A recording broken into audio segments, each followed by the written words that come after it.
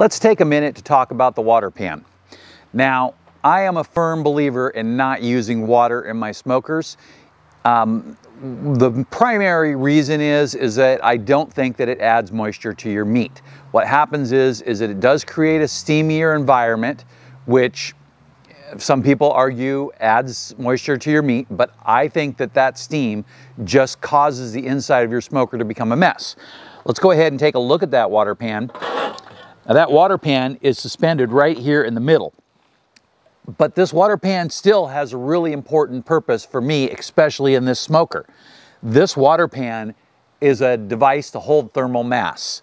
I'm going to explain that in a second, but in this water pan we have lava rocks, and then I have 2 sheets of tinfoil over the top. One sheet of tinfoil is attached really tight, and the other sheet of tinfoil is kind of a little bit smaller and across the top, so I can pull that off and throw it away every time I use it.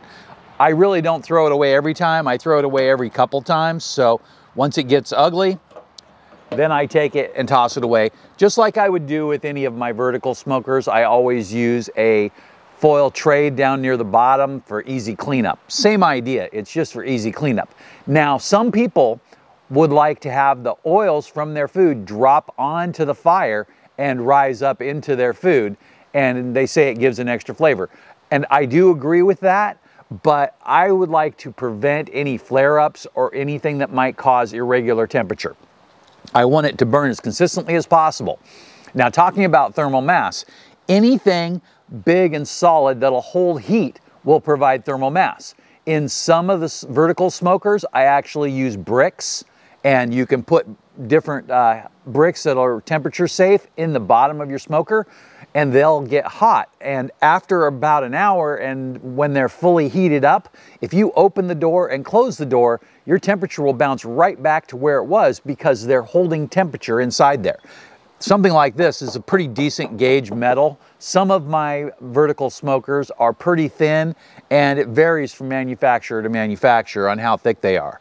So, like this one's kind of medium, but you look at something like a Masterbuilt electric with an insulated wall. The walls themselves are pretty thin, but there's insulation in between them, so it works out pretty well. Where a propane Masterbuilt has a really thin wall, and the only thing that's keeping it hot is actually the propane. So adding something that will retain heat or thermal mass is a good idea.